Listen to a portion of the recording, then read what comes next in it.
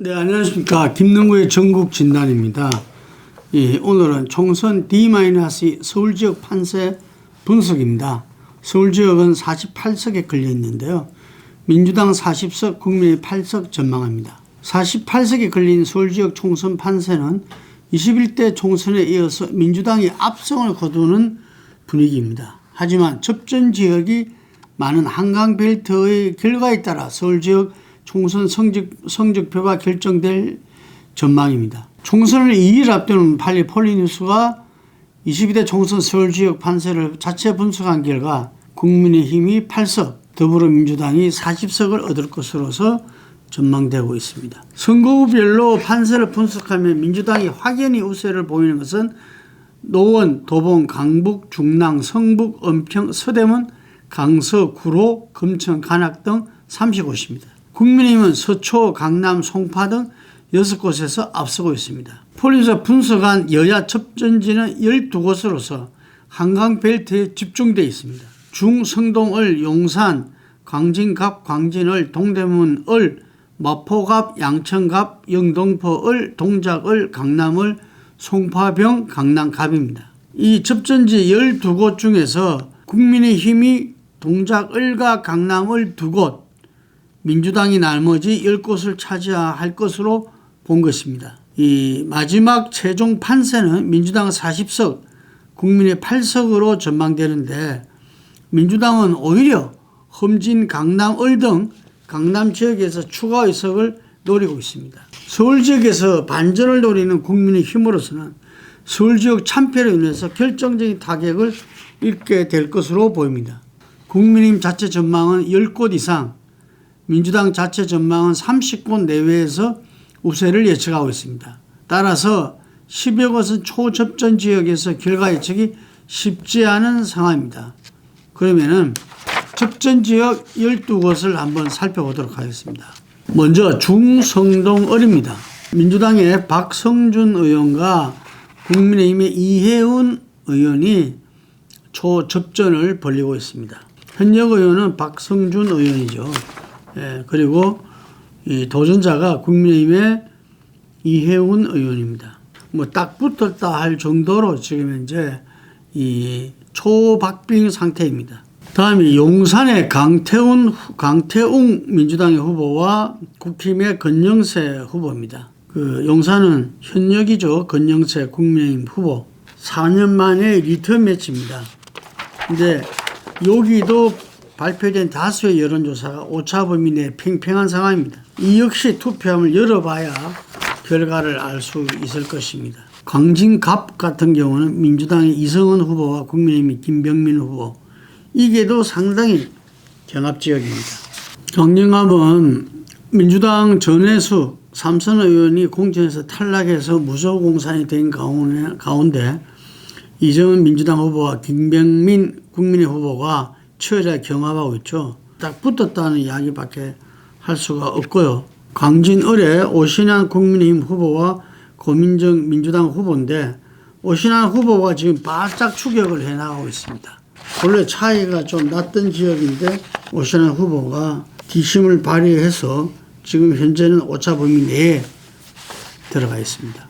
동대문을의 장경태 민주당 최고위원이죠. 후보와 김경진 후보 친명 친윤의 대리전입니다. 강북권에서 유일한 접전지가 아닌가 싶거든요. 이 지역은 지난 6번의 총선에서 보수와 진보가 3번씩 승리해서 스윙보트 지역입니다. 핵심 인사를 할 수 있는 친명의 김경진 의원과 캠프 시절에 대협력 특보했죠. 이게 국민의당 출신이고요. 장경태 민주당 최고위원가였던 이 대결입니다. 마포갑의 민주당 이지원 후보와 국민의힘의 조정훈 후보. 이게 영입 인재 간의 박빙 승부라 할 수 있습니다.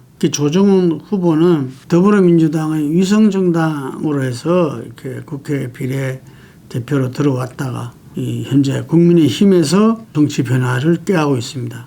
과연 마포갑 유권자들이 어떤 선택을 할지 오차범위 내에 박빙 승부를 벌이고 있습니다. 다음이 양천갑입니다. 양천갑 부분은 우리 흔히 말하는 목동 지역이죠. 황희 장관이죠. 황희 장관도 뒷심이 만만찮고 문재인 정부 시절에는 문화체육부 장관도 지내면서 보수가 우세인 지역에서 연이어 이 총선에서 이기고 지금 3선을 바라보고 있습니다. 영등포 을의 김민석, 박용찬 리턴 매치 또한 예측불허 접전지로 떠올랐습니다. 김민석 하면 이전에 김대중 정권 시절에 황태자다 해서 차기 대선 주자로도 꼽히고 했던 의원입니다. 22대 총선에서 승리하게 되면은 이 차기 민주당의 대선 주자로 가지 않을까 이렇게 싶습니다. 박용찬 국민의힘 같은 경우는 MBC 앵커, 우리가 잘 아는 백분 토론 앵커 출신인데 지난 총선 때 처음 정치판에 들어와서 출마해서 김민석 후보에게 석패했었죠. 이번에 그냥 4년간 상당히 표밭을 갖다 열심히 갈았는데 그 다음 한강변 동작 을에 국민의힘의 여왕 같은 존재인 나경원 후보와 더불어민주당은 경찰국장 파동 시절에 가감하게 맞서 싸웠던 유삼영 후보입니다. 동작 을이 바로 서울 민심의 바로미터가 아닌가 싶습니다. 원내대표를 지닌 사선 중진의 나경원 국민의힘 후보가 민주당 영입인재인 경찰 출신의 유삼영 후보가 지금 현재 나경원 후보를 맹추격하고 있습니다. 아직까지는 정권 심판론보다는 나경원 의원의 인물론이 선전하고 있는 거 아닌가. 흔히 우리가 강남 3구는 국힘의 어떤 이 지지 기반이다. 우선 강남을을 짚을 수 있습니다. 강남을에서 JTBC가 메타보이스의 여론조사 무선 전화 면접으로 조사한 겁니다. 강창희 민주당 후보가 41%, 박수민 국민의힘 후보가 43%, 이게 또 딱 붙어 있어요. 송파병도 더불어민주당의 남인순 현 의원에 맞서 국민의힘의 김건식 후보가 맞서고 있습니다. 강남 지역 전체에 비해서 민주당 세가 이렇게 세다. 속여서 남윤인순 민주당이 당선됐던 지역인데 이번에는 아마 김건식 후보가 이렇게 표를 가른 것 같습니다. 이것도 거의 딱 붙은 초박빙 지역입니다. 이 지역에서는 국민의힘이 지금 기대를 걸고 있습니다. 강동갑에는 더불어민주당의 진선미 후보와 국민의힘은 전주에 이 두 분이 맞붙고 있는데 이게 더 상당히 경합을 벌이고 있다. 그래서 강동갑에서도 국민의힘은 좀 기대를 하고 있는 게 아닌가. 지금 말씀드린 대로 12군데나 되는 곳이 접전을 보이지만 저희들이 이렇게 어쩌면 민주당이 40석으로서 국민의힘 8석을 압도할 것이라고 보는 거는 워낙 지금 정권 심판론이 뿌리가 깊고 국민의힘 집권 여당이 가져갈 수 있는 부분들을 중도층 유권자들에게 어필하고 지지를 가져갔어야 되는데 그런 전략적인 실패에서 지금 이 초접전 상황에서도 이 승리를 갖다 장담 못하는 상황이 있지 않나 이런 생각이 듭니다. 아마 지금 남은 변수는 제가 경기도도 이야기했지만 마지막 투표율입니다. 마지막 투표율. 중도층에 얼마나 먹힐 거냐 하는 부분과 자기 본인들의 어떤 지지층들이 얼만큼 투표를 높이느냐 그게 달려있다고 봅니다. 이런 초접전은 아마 12시를 넘겨야 기본적으로 알 수가 있거든요. 그래서 아마 서울 지역 유권자들은 개표날 밤을 꼴딱 새야 아마 결과를 알 수 있지 않을까 싶습니다. 서울 지역 판세분들 여기까지 하겠습니다.